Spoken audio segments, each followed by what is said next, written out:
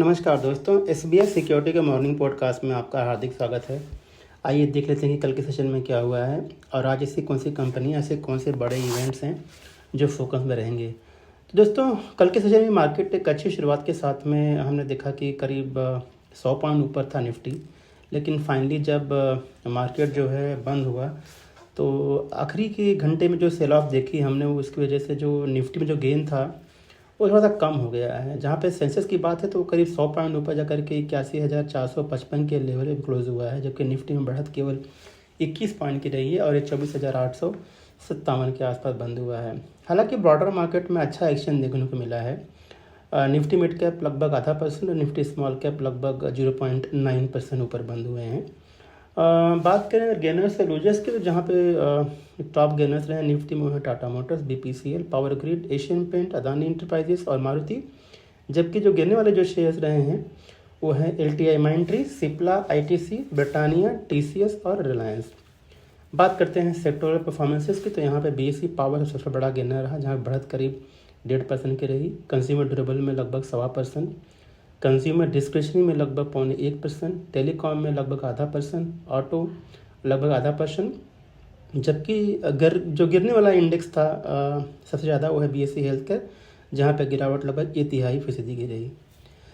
जिसमें बताया कि ब्रॉडर मार्केट ने आउट परफॉर्म किया है, तो मार्केट बेस जो है ठीक ठाक था। कल 2245 कंपनियाँ एडवांस कैटेगरी में और 1667 कंपनियाँ डिक्लाइनिंग कैटेगरी में रजिस्टर हुई हैं।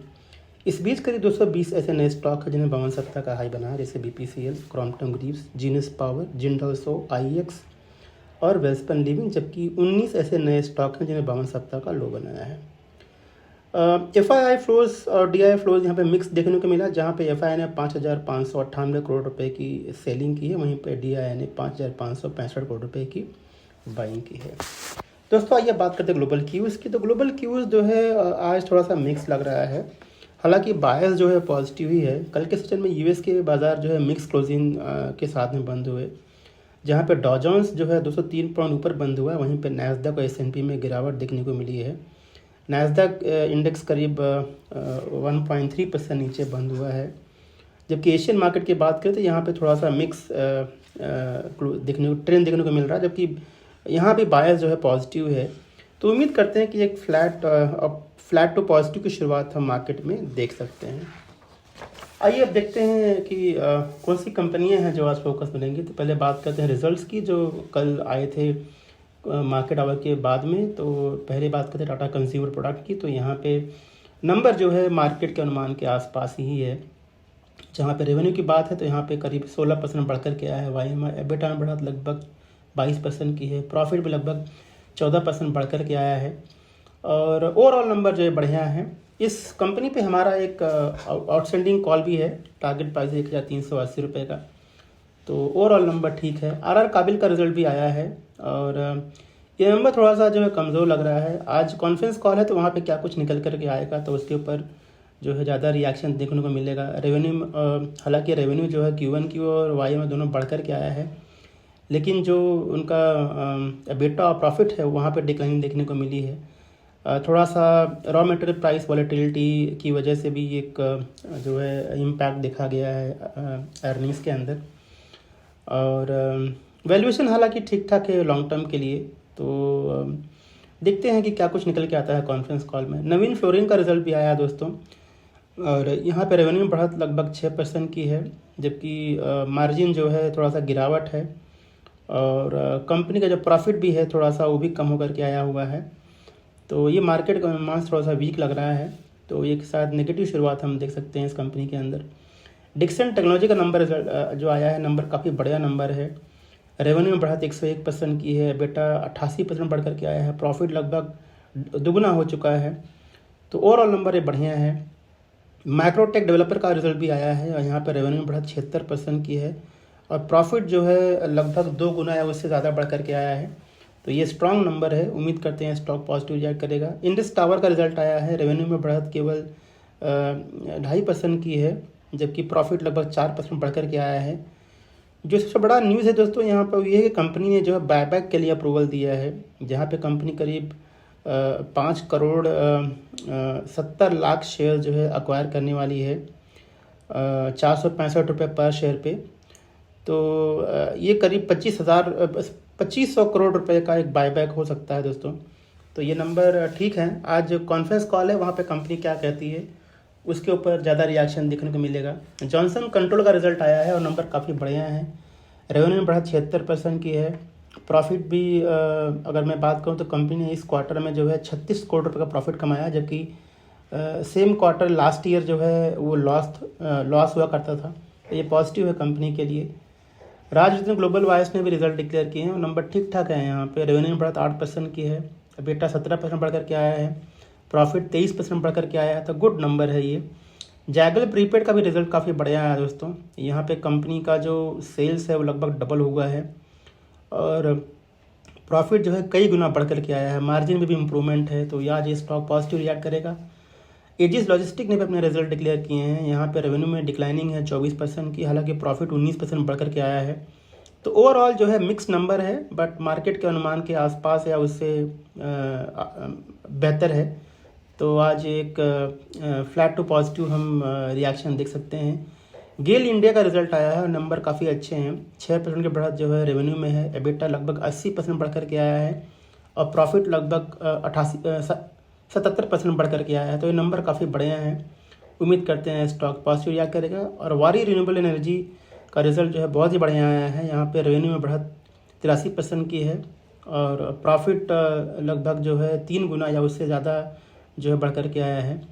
तो ये कंपनी के लिए पॉजिटिव है। आइए बात करते हैं ऐसी कौन सी कंपनियां जो फोकस में रहने वाली हैं अपने न्यूज़ पेपर पे। तो यहाँ पे हिंदुस्तान जिंक को जो है 1170 करोड़ रुपए का एक टैक्स का डिमांड आया है असेसमेंट ये 2021 के लिए। ये थोड़ा सा नेगेटिव है कंपनी के लिए। महिंद्रा एंड महिंद्रा फाइनेंस ने कहा है कि कंपनी जो है 1500 करोड़ रुपए जो है बॉन्ड के जरिए जुटाने वाली है। तो ये थोड़ा सा जो है ओवरऑल न्यूट्रल टू पॉजिटिव है कंपनी के लिए। अदानी एनर्जी ने कहा है कि कंपनी का जो QIP है, यहाँ पे कंपनी 1027 रुपये उसका फ्लोर प्राइस उन्होंने सेट किया हुआ है, जो कि कल के क्लोजिंग से लगभग 9% डिस्काउंट पे है। थोड़ा सा ये नेगेटिव है, बट लॉन्ग टर्म के लिए पॉजिटिव हो सकता है। वेदांता ने कहा है कि कंपनी को जो है जो क्रेडिटर हैं, यानी जो उन्होंने लोन दिया है उनको, वहाँ से उनको मंजूरी मिल गई है और कंपनी अपने बिजनेस को 6 अलग अलग कंपनियों में जो है वो डिवाइड करेगी। तो ओवरऑल दोस्तों ये थोड़ा सा न्यूट्रल टू पॉजिटिव है कंपनी के लिए। हालांकि एक जो आज के लिए जो एक ख़राब न्यूज़ ये है कि कंपनी को 1289 करोड़ रुपए का एक टैक्स का डिमांड भी आया हुआ है। तो ओवरऑल अगर ये दोनों न्यूज़ को हम देखें तो एक न्यूट्रल डेवलपमेंट लग रहा है कंपनी के लिए। लॉयड इंजीनियरिंग ने कहा है कि कंपनी ने 77% का स्टेक जो है एक्वायर किया टेक्नो इंडस्ट्रीज प्राइवेट लिमिटेड में। तो ये ओवरऑल पॉजिटिव कंपनी के लिए। संवर्धन मदरसन इंटरनेशनल ने कहा कि कंपनी जो है 2 अगस्त को जो बोर्ड की बैठक होगी वहाँ पे फंड रेजिंग के लिए विचार करेगी। धानुका एग्रीटेक का जो 2 अगस्त को बोर्ड मीटिंग है, रिजल्ट के साथ में कंपनी वहाँ पे फंड रेजिंग के लिए प्लान कर रही है। तो ये कंपनी के लिए पॉजिटिव है। मैरिको को जो है 142 करोड़ रुपए का टैक्स का डिमांड आया है, थोड़ा सा नेगेटिव है। और साउथ इंडियन बैंक ने कहा है कि कंपनी 750 करोड़ रुपये QIP जरिए जुटाने वाली है। तो ये कंपनी के लिए पॉजिटिव है। तो ओवरऑल दोस्तों ये कुछ कंपनियां जो फोकस में रही हैं। बात करते हैं कुछ ब्लॉक डील्स की। तो यहाँ पे शारदा एनर्जी मिनरल्स में जो है फॉर्चून कुरियर ने करीब 15 लाख शेयर्स बेचे हैं, जबकि जॉनसन डाइज वर्क ने 7.5 लाख शेयर्स खरीदे हैं 279 रुपये पर शेयर पे। और न्यू इरा फैब्रिक्स इंडिया लिमिटेड ने भी करीब 7.5 लाख शेयर जो खरीदे हैं 279 रुपये पर शेयर पे। बात करते हैं बल्क डील की। तो यहाँ पे PNB हाउसिंग में क्वालिटी इन्वेस्टमेंट होल्डिंग ने करीब 3 करोड़ 32 लाख शेयर्स बेचे हैं 775 रुपये 25 पैसे पर शेयर पे। और जबकि बायर्स जो हैं वो उनकी लंबी लिस्ट है, उसमें सिंगापुर गवर्नमेंट है, आदित्य बिरला सन लाइफ म्यूचुअल फंड है, ICICI प्रूडेंशियल लाइफ इंश्योरेंस है, DSC black rock mutual fund है। तो इन कंपनियों ने यहाँ पे बाय किया हुआ है। PDSL में ICICI प्रूडेंशियल म्यूचुअल फंड ने 10 लाख शेयर्स खरीदे हुए हैं 554 रुपये 97 पैसे पर शेयर पे। अगर बात करें आज कॉर्पोरेट एक्सचेंज की, तो यहाँ पे कामधेनु, इगर्सी motor, Centrum electronic, CRISIL, DLF, EIH, Bata India, HEG, Sundaram finance और सैकसॉफ्ट का ये कुछ कंपनियां जिनके आज डिविडेंड के लिए एक्स डेट है। दोस्तों रिजल्ट सीजन चल रहा है, तो आज भी काफ़ी कंपनी रिजल्ट आने वाले हैं, जैसे action construction equipment, Adani power, Ambuja cement, Aster DM, bank of Baroda, BHEL, coal India, quantum use consumer electrical, Elgi equipments, 5 star business, GTND, Godrej property, green ply industries. तो एक लंबी लिस्ट है और इन कंपनियों के रिजल्ट्स आएंगे। तो ये सारी कंपनियां दोस्तों आज फोकस में रहेंगी। तो ये था हमारा आज का मॉर्निंग पॉडकास्ट। हमें सुनने के लिए बहुत बहुत धन्यवाद और आज के ट्रेड के लिए शुभकामनाएं। Thank you. Investment in securities market are subject to market risks. Read all the related documents carefully before investing.